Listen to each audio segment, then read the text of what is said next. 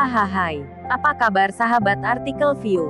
Kali ini saya akan membacakan lanjutan alur cerita kisah CO muda berpura-pura culun.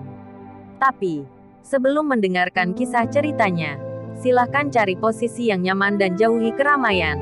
Dan jangan lupa pasang headsetnya. Dan inilah alur cerita kisah CO muda yang berpura-pura culun. Episode 384. Kisah CEO muda yang berpura-pura culun. Ariel dihentikan di pintu toko permainan papan. Pria itu memandang Ariel dengan waspada dan bertanya, "Siapa kamu?" "Aku di sini untuk mencari Jaka," kata Ariel. "Ternyata itu teman Jaka. Silakan masuk," pria itu berkata sambil tersenyum. Ariel tersenyum ringan. Tampaknya Jaka ini harus menjadi orang dengan status tinggi sekarang. Menyebutkan namanya saja bisa sangat mengubah sikap penjaga keamanan di pintu. Berjalan ke toko permainan papan, Ariel merasa seolah-olah memasuki dunia monster. Ada berbagai macam kostum aneh, tato wajah, indik wajah, semua jenis bunga aneh dapat ditemukan di sini. Di lingkungan ini, Ariel, orang normal, akan tampak sedikit tidak pada tempatnya, dan semua orang menatapnya dengan mata bingung. Jaka berdiri dengan seorang pria dengan lengan bertato dan berbicara tentang Nining. "Saudara, hari ini adalah kesempatan terbaik bagi Nining untuk bergabung dengan kita. Saya tidak berharap itu dihancurkan oleh orang idiot. Beri saya beberapa orang dan biarkan saya memberi pelajaran kepada orang bodoh ini," kata Jaka dengan marah. Pria bernama Anton tampak acuh tak acuh dan berkata, "Saya melewatkan kesempatan ini. Dan lain kali, kita tidak dapat dengan mudah mengungkapkan identitas kita. Pada saat kritis ini, kita tidak boleh membiarkan kesalahan apapun." Jaka menggertakkan giginya. Dia bisa tidak menunggu untuk mengambil seseorang membunuh Ariel segera. Tetapi saudara Anton tidak setuju. Jadi dia hanya bisa menahan ketidakpuasannya. "Saudara Anton, saya mengerti," kata Jaka dengan enggan. Pada saat dia berbalik, Jaka benar-benar melihat Ariel, yang membuatnya berdiri di tempat. Bagaimana orang ini bisa ada di sini? Dia masih ingin membalas dendam. Tetapi dia tidak berharap Ariel sudah di pintu. "Kakak Anton, orang yang melakukan hal buruk untuk kita ada di sini. Itu dia," Jaka menunjuk Ariel dan berkata. Ketika saudara Anton mendengar ini, dia menoleh dan menatap Ariel dengan niat membunuh. "Tempat ini tidak boleh dimasuki dengan bebas oleh orang luar. Bagaimana dia bisa datang ke sini? Kamu mendobrak gerbang N hari ini. Bukankah kamu membaca almanak ketika kamu keluar?" Anton berkata kepada Ariel, "Sepertinya kamu bukan orang biasa. Aku tidak akan menemukan sekte apapun, kan?" Ariel berkata sambil tersenyum. "Tidak ada seorang pun di sini yang normal. Terutama saudara Anton ini, yang memiliki tato tengkorak di wajahnya." Niat membunuh di wajah Anton bahkan lebih kuat. Semua orang di toko berdiri pada saat ini. Dan mata semua penuh dengan kebencian dan niat membunuh. "Tepat, karena Nining tidak datang. Mari gunakan kamu sebagai media pengorbanan darah," kata Anton. Apa yang dikatakan Ariel barusan hanyalah lelucon. Tetapi setelah mendengarkan kata-kata Anton, ini benar-benar tempat yang mirip dengan sekte. Dan itu terlalu omong kosong. Dalam masyarakat saat ini, apakah orang seperti itu ada? Untungnya, kebanyakan dari mereka adalah orang biasa di sini meskipun ada banyak orang. Semuanya seperti kertas, dan tidak dapat menimbulkan terlalu banyak ancaman bagi Ariel. "Hanya kamu sampah," Ariel berkata dengan acuh tak acuh. Jaka mencibir dan berkata, "Aku tidak tahu apa itu hidup atau mati. Aku ingin kamu mati hari ini." Begitu dia selesai berbicara, Jaka mengeluarkan belati dari sakunya dan langsung menuju Ariel. Ariel tersenyum ringan. Sampah semacam ini sebenarnya memenuhi syarat untuk menantangnya. Ketika Jaka mendekat, Ariel menendang Jaka dengan keras. Jaka menjerit. Dan pada saat yang sama seluruh tubuhnya mundur dan menghantam meja dengan keras. Mata Anton menyipit. Dan dia sedikit terkejut dengan keterampilan Ariel. Tapi mereka lebih banyak. Seperti kata pepatah, 2 tinju tidak bisa mengalahkan 4 tinju. Dia tidak percaya bahwa Ariel benar-benar bisa mengalahkan semua orang. "Apa yang masih kamu lakukan? Maju," kata Anton. Dengan perintah Anton, semua orang melancarkan serangan terhadap Ariel. Tetapi orang-orang ini bukan karakter yang bisa bertarung. Dan mereka hanya lebih baik daripada lelaki tua yang tidak berdaya. Untuk Ariel, di bawah tinju, seseorang harus jatuh. Dan itu tidak membutuhkan banyak usaha sama sekali.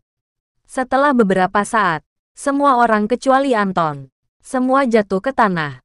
Dan seluruh toko permainan papan mengeluh. Saudara Anton sangat terkejut sehingga dia tidak bisa berkata-kata. Dan kesombongan sebelumnya menghilang pada saat ini. Kamu. Siapa kamu? Anton memandang Ariel dengan ngeri dan berkata, Aku. Ariel tersenyum dan berkata, karena kamu adalah aliran sesat. Aku secara alami dikirim oleh Tuhan untuk menghukummu. Ini membuat Ariel terdiam setelah berbicara. Dari mana orang-orang ini berasal? Apakah mereka benar-benar percaya pada teologi semacam ini?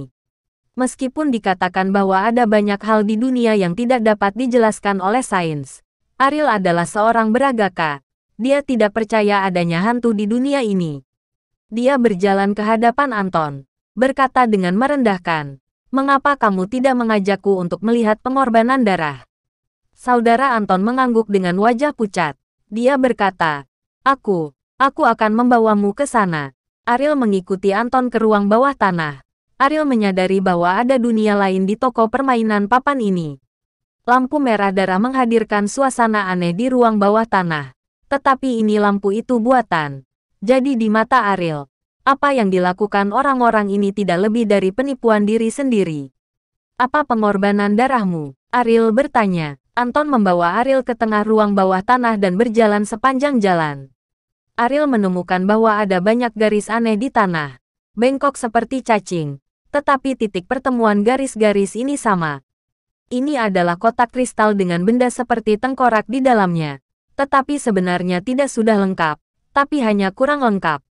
Apa ini? Ariel bertanya. Dikatakan bahwa ini adalah satu. Sebelum Anton selesai berbicara, Ariel menendangnya dan berkata, jangan beri aku semua legenda aneh. Katakan saja dari mana asal benda ini. Ayo, itu, kata Anton. Ariel tertawa bodoh dan mengambil omong kosong seperti itu. Dia benar-benar memulai beberapa sekte. Dan dia masih terlihat serius. Apakah kamu melakukan ini untuk menghasilkan uang? Atau untuk mencari seks? Ariel bertanya. Tidak. Saya mencoba untuk mendapatkan lebih banyak kekuatan. Kata Anton dengan wajah saleh. Ariel menendang Anton lagi dan berkata dengan nada menghina. Omong kosong ini. Bisakah itu memberimu lebih banyak kekuatan? Saya sarankan kamu pergi ke gym dan mencobanya. Efeknya mungkin lebih baik. Saya bisa membuktikannya kepadamu, kata Anton. Melihat ekspresi seriusnya, Ariel juga bertanya-tanya bagaimana dia bisa membuktikannya. Cepat, saya harus pergi, saya punya janji. Apakah Anda punya tugas lain? Anton bertanya dengan hati-hati. Ariel masih bisa tertawa terbahak-bahak sebelumnya. Tapi sekarang, dia bahkan tidak punya mood untuk tertawa. Karena dia merasa telah mengalami neuropati yang sangat beracun. Dan ketika dia berkomunikasi dengan neuropati, dia akan menjadi neuropati. Jika kamu tidak ingin dipukuli, berhentilah berbicara omong kosong, kata Ariel. Ya, Anton selesai. Dia mengeluarkan belati yang indah dan memotong garis di jarinya. Ketika manik-manik darah jatuh di garis di lantai, Ariel melihat bahwa manik-manik darah bergulir dan menuju ke kotak kristal. Fenomena ini mengejutkan Ariel. Tapi memikirkannya dengan hati-hati, masuk akal baginya untuk menipu orang dan menemukan beberapa trik. Garis-garis ini mungkin semacam mekanisme yang dia rancang. Ketika manik-manik darah memasuki kotak kristal, mereka diserap oleh tengkorak lagi. Dan Ariel menemukan bahwa beberapa garis seperti darah di tengkorak menjulang, yang terlihat sangat aneh. Bagaimana kamu melakukannya? Ariel bertanya kepada Anton, yang percaya bahwa ini adalah organ yang dirancang oleh Anton. Tidak ada hubungannya dengan saya. Itu akan menyerapnya sendiri, kata Anton dengan wajah saleh. Masih berakting denganku. Ariel tersenyum dingin dan memukuli Anton ke tanah. Anton terus memohon belas kasihan. Tetapi dia bahkan tidak mengakui bahwa itu adalah perbuatannya sendiri. Ariel menyeka keringat dari dahinya dan akhirnya berhenti. Dia terengah-engah. Tetapi Anton masih menggertakkan giginya dan menolak untuk mengakuinya. Mulut yang keras. Karena itu masalahnya. Aku akan mengambil omong kosong ini. Ariel selesai dan mengangkat kotak kristal dengan satu tangan. Keingintahuan manusia mendorongnya untuk memahami masalah ini. Jika tidak, masalah ini akan menjadi pertanyaan di hatinya seumur hidup. Bersambung.